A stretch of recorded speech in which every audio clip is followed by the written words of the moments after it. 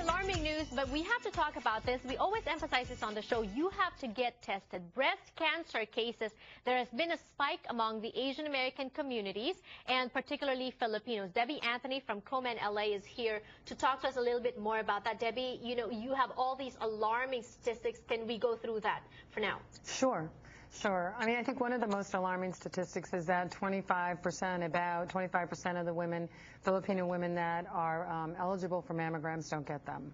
And we're not sure why. There's a variety of reasons. It could be insurance, but there are free mammogram programs out there. Let us talk about this spike. Obviously, it's the internet now, and with organizations like Komen, and I know you have different chapters. There's really no lack of information that people can get regarding this disease. So, but why do you think people are probably still hesitant to get tested, maybe, and that has been the case in the Filipino American community, perhaps insurance, perhaps it's not in our culture really to get tested regularly. But why do you think that is? I think there's a couple of things at play. I think there's been, for a long time, there's been language barriers and cultural barriers. So when you look at where the people go for services, how many people speak their language, how much of the literature is in your language. So that's been a problem for women of all ethnicities. But I think the other thing is fear. And, we get busy and our lives are busy, and a lot of women are juggling jobs and careers and children and finding that time to go. And so you go to the doctor, then you get a script to go get a mammogram, then you got to schedule that. And so I think a lot of women put it off and think it's not going to happen to me. And that is what happens. That is when it happens to you, because you're not really proactive about your health. And that is where Komen comes in, right? Because you have a lot of information, you have a lot of events. Can you tell us a little bit about that? Sure.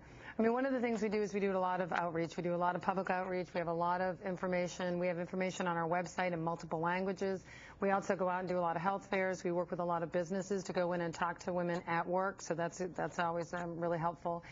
We also do a lot of educational programs and events. So yesterday we had our Race for the Cure. We had over 12,000 people there, and that's an opportunity for women of all over LA County to come and be together, and they learn from each other. It was an amazing mix. Right.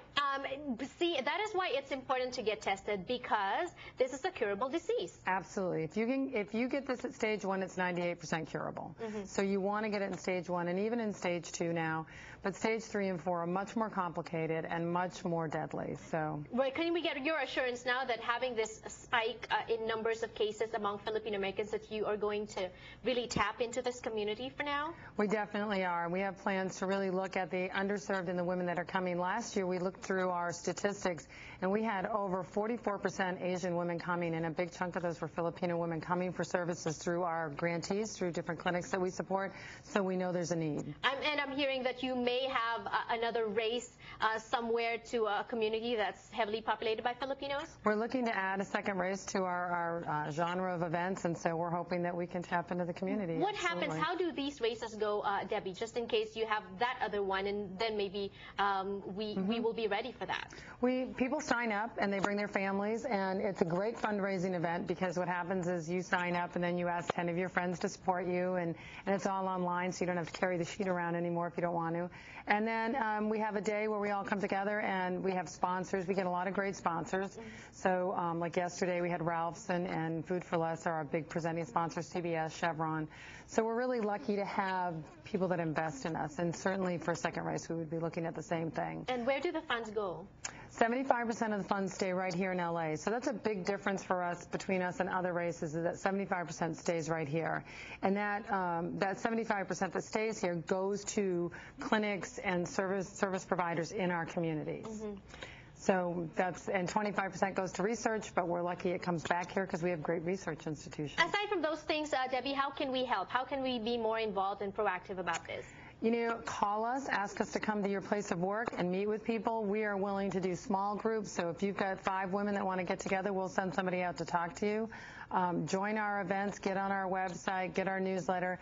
Do whatever you can to engage with us, and we will certainly reciprocate and engage with you. What about throwing like a mammogram test parties? Or, absolutely. Yeah, you can help with that too. We did some events at some supermarkets, and we had free mammograms, and we had women lined up.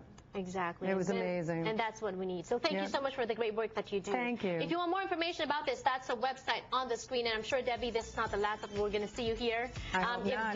that thing in Carson pushes through, then maybe we can have you back and talk about the Race for the Cure in Carson. Hopefully that pushes through. Absolutely. More power to you. Absolutely. Thank you. We'll be back for more on Kababayan LA. Don't go away.